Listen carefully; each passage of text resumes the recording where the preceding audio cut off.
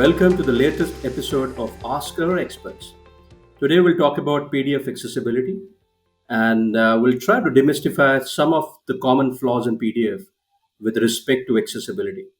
And I'm joined in by a wonderful colleague of mine, and I'm so glad to share this time with her, Erin Evans.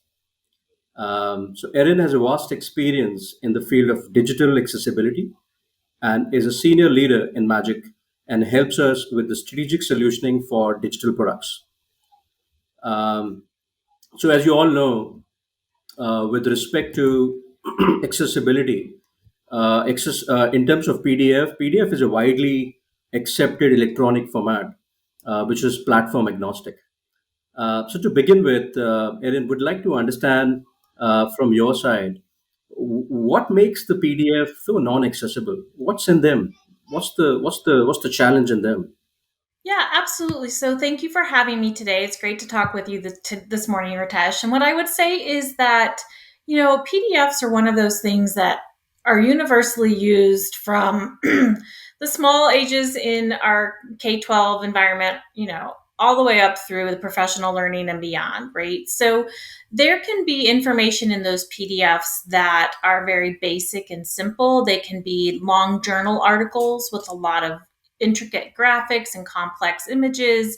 And they can also be used as great marketing materials. And there's a lot of highly designed elements and images and pictures and links and all of this information. And if a document's not accessible, then the users who require help from assistive technologies aren't able to get to that awesome information.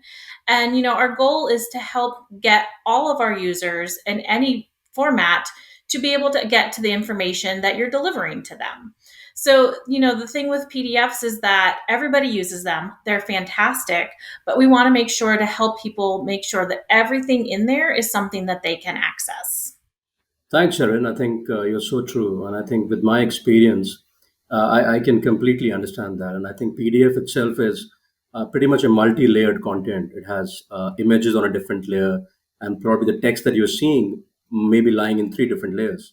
So it kind of adds to that complexity. And I think because PDF has been used since ages, so all those old glyphs and some of those visual aids which have been put in, and I think that makes a little bit of an accessibility a challenge. So absolutely with you on that. And in terms of if I just to understand, Erin, from your side, how do we make PDFs really accessible? What does it mean when we say that, hey, can we make the PDF aligned to accessibility? What is it that we need to do to make it accessible? Yeah, absolutely. I mean, you touched on the point that PDFs as a file format have been around for years, and it's something that everybody is familiar with. So, unfortunately, a lot of what has been developed in over the last many years aren't fully accessible. And at its core, accessibility means ensuring that everybody is able to get into, through, and understand the information that is being delivered to them. So it should be able to be used by anyone, regardless of their abilities. So people who have low vision or rely on assistive technologies such as screen readers or braille display outputs, they all need to be able to understand what's in that file format. So one of the things that is really important when you're thinking about your PDF is, how is your information structured? Is there too much information? Because accessibility isn't just about those with physical disabilities, but we also have to consider those with cognitive disabilities or inability to stay focused. And you don't want to give so much information at once that it's not understandable. So, because PDFs are such a widely used file format, it's really important that we work to make sure that everybody is able to access them. Great, great.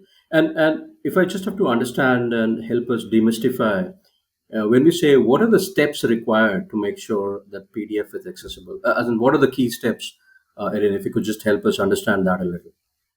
Sure. So, the most important thing to think about is, what is inside of your PDF? What is its goal? Usually, you're going to start with a main header, your main topic. You're going to have some text in there. You're going to probably have some subheaders, subtopics, maybe some lists. You might want to link out to another resource or have an image in there, all sorts of things. So it's really important to do what we call tagging, or adding that level of information to clarify to a screen reader or those requiring assistive technologies what that information is. How is it structured? So, your tables, for instance, for a sighted user to see a table, we understand columns and rows and how everything works together. But when you're working through an old PDF that was never built to be considering accessibility from the start, a table just doesn't have any meaning unless it is tagged or authored in a way that gives the relationship between a column and a row so that the user understands how that information comes together. Another great example is when you think about information that is maybe listed in a bulleted list, or think about steps to make something. Like, let's talk about making a sandwich, right? So if you have a document that you're sharing with young students on how to make the best peanut butter and jelly sandwich out there, you're going to have steps in a specific order. And those students need to know to do step 1 before they do step 2.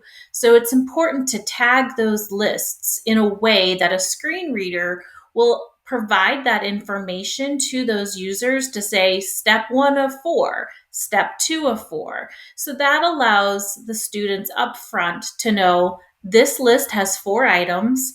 There's the first step is this one. I've completed that. Then the second step is this, and so on. So the tagging of those documents helps to provide that structure to help make what was once an inaccessible document available to everyone. Got it. Great. Some great It's points also, there, oh, Eric. go ahead. Sorry, I was going to say the other thing that's really important to think about when we're working through documents, um, you know, all of the technologies now have built-in accessibility checkers, which is fantastic.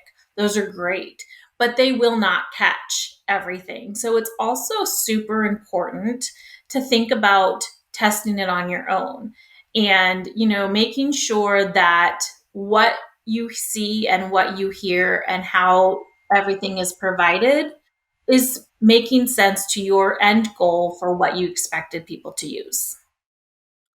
Absolutely. Thanks, Ryan. There were some great points over there. And I think based on your experience, looking at experience that you have around accessibility, Erin, it'd be good to understand what are your common challenges. I'm sure I've had my challenges, which I'll probably talk about. But good to have some bit of your common challenges that you can list out for with respect to accessibility on PDFs. Absolutely. So PDFs are a what we call a fixed layout document. And a colleague of mine once kind of referred to it as a sticker. So everything is it's in its place. You can use your browser tools or your screen tools to zoom in and zoom out, but just because you're zooming in doesn't allow you to see everything, because your text is not reflowing on the page. It doesn't move. That's not a bad thing, but that is a limitation of that file format. They are also oftentimes in the PDF documents. People post online for forms or for an application. Let's say you're going to apply to adopt a dog from a rescue agency. Some people aren't going to be able to fill that out manually, so they rely on their computer, and they want to make sure that they can fill out that document using the form fields so that they can type into that and return it. Sometimes those form fields, those write on lines where you write your name and information, those aren't authored by the document people in a way that allow people to type into it. So the non fillable fields. And the third thing that we find a lot is, if it's not structured in a meaningful way, especially if you have multiple columns or a highly designed piece, if you don't have a reading order, so a student or a user understands, first I'm going to read this, then I'm going to read this. If you don't have that tagged, it might be hard for them to follow the information in the document. Some good information there, and thanks. And I think just add on to my some of my experiences with respect to challenges. I think dealing with, especially in a PDF, dealing with math equations um, is been quite a challenge when you deal with equations and putting up those alt text, and also dealing with say bilingual documents, for example, the languages which comes in, because there is no landmark available for putting up the language tag there in a PDF. So those are a couple of challenges that we have had from my experience to add on to your list. So absolutely great. Thanks for this. And I think if I could just add on there, and while we are talking about what are the steps, what are the common challenges, I think with respect to the compliance itself, I think there are a lot of these compliances with respect to WCAG 2.0, and I think in the European terms we talk it as EN 301549. So if you could just talk about with respect to say all these compliance levels, where do PDFs fit in? Are they aligned to both these standards? And if you could just help us expand on that a little. Sure. So the WCAG guidelines, the Web Content Accessibility Guidelines, are out there to help provide guidance to all users and developers on how to make content accessible. And there's various versions of those. And as a file format, PDFs, as we were discussing earlier, have specific limitations. And a lot of companies and a lot of people talk about the WCAG 2.0 versus 2.1 compliance. And I think one of the things to consider is one of the key standpoints of the 2.1 compliance is how a document or a web page in particular will work on a mobile device, especially a cell phone, right? So we were talking earlier that as a file format, a PDF is a fixed page. It doesn't reflow. The text is not supposed to move. That is the intention of that file format. If you're building a program or if you're looking into making your content that you present on your website accessible, absolutely utilize PDFs. There are so many ways that we can work to make sure that the alt text is there, the tables are tagged correctly, all of the things we were discussing earlier. You can do all of that with a PDF, but you need to know that there are limitations. It won't ever reflow. That doesn't mean that you shouldn't use that file, right? And if you are looking into a space where you need to make sure everything presented on your website on a web page is fully compliant, you can take that content out of a PDF and place it onto a web page, and it will reflow based assuming your page is built in that sort of a way. But I think the point of our discussion here is to say, be aware that PDFs as a file format have limitations for full compliance to 2.1 AA, but don't let that stop you from building those PDFs, remediating those PDFs so that they are fully compliant in as many ways as possible. So that, again, as we were discussing earlier, the information we're putting out there can be accessed by anyone. Great, Eric. Very informative. Thanks for this, and thanks for highlighting and talking about those nuances with respect to the PDF when we talk about these compliance levels. And I think, Erin, from your experience, if someone, we just have to sum it up and say, what are the best practices going forward from an accessibility standpoint while someone is building those PDF from scratch, or there may be enough, I think, legacy PDFs lying out there which are waiting to make them accessible. So, what do you think are the best practices going forward for both these approaches? Absolutely. So when you're thinking about, hey, I have hundreds of documents and I need to make sure that I can make these accessible for my students or for my users, that's one level of work, the remediation work. And how, as we were discussing earlier, what steps do I need to do to fix those? The best step to do is let's start doing what we call born accessible. Let's make our source files accessible from the start. So oftentimes PDFs are created from other file formats, such as a Word document, a Google Doc, or maybe somebody who's working in an InDesign file. there are ways within those programs that content should be structured from the get go to have the correct header structure. You can set up your tables so everything is coded correctly so that a screen reader will already know that relationship of a column and row, as we were discussing earlier, the lists, making sure that if you have an image and it's an important informative image, that you have good accurate alt text. Those are the types of basic accessibility best practices that if we start embedding those into our workflows and start authoring new content in such a way that when we create that PDF, we've eliminated a majority of the work. So the go forward is, let's think about how do we do accessibility first. Let's not make it an afterthought, but let's include it as we should be from the beginning. And then you have a double win, because if you need to provide that document as a Word document, it's also already accessible.